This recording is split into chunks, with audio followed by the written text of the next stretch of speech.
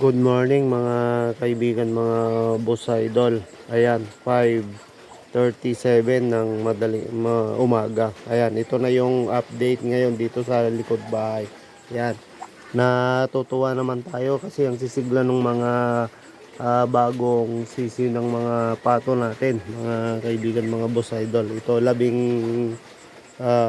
anim yan na bagong sisi ng pato. Ayan, naalagaan natin.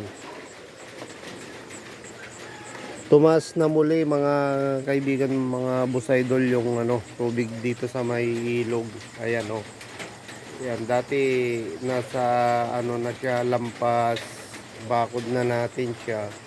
Pero ngayon dahil sa magdamag na nag-uulan, yan ulit yung tubig niya. Yan. Medyo tumaas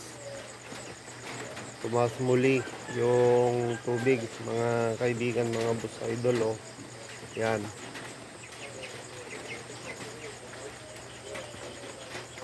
At mabilis pa rin yung agos.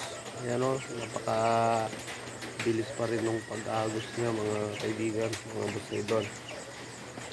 So kung maghapon pa siguro to na mag-uulan, baka may posibilidad pa yan na patuloy pa na uh,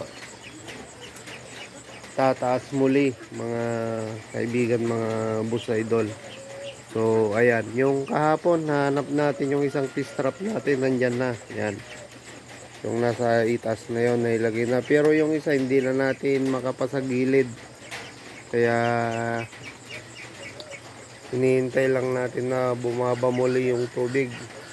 Kaya lang, ayan na naman siya, muli na naman siyang tumaas. Baka malabo na nating makita yon, yung isang fish trap natin, saka yung mga yero dyan, mga kahoy, mga plastic na timba na pinagtamnan natin. Saka may hirapan na tayong mahanap pang mga yun. Then, kawawa tong mga natin oh, mga kaibigan, mga boss idol, kasi pagka ganitong umulan lagi sila sa may tubig. Yan, dito yung iba nakasilong, dito yung iba nandun. Yun, marami pa doon, nakasilong naman sila doon sa bandarihan. Yung mga alaga natin medyo madilim-dilim pa kasi, kaya nag-update lang tayo sa taas ng tubig dito sa likod natin. Kasi pagka tataas pa to, pwede pa natin kasing buksan ito, tong gitna natin, at papasukin pa natin sila dito sa banda rito. So pwede pa naman dito.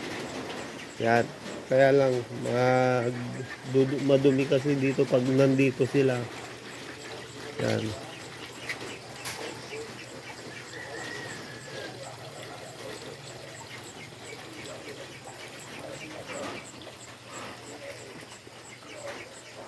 So pagka maliwaliwanag na, balik tayo dito mga kaibigan, mga boss idol, at muli asikasuhin natin itong mga alaga natin dito. Ayan, palitan natin ng tubig, ng pagkain. Kaya thank you for watching.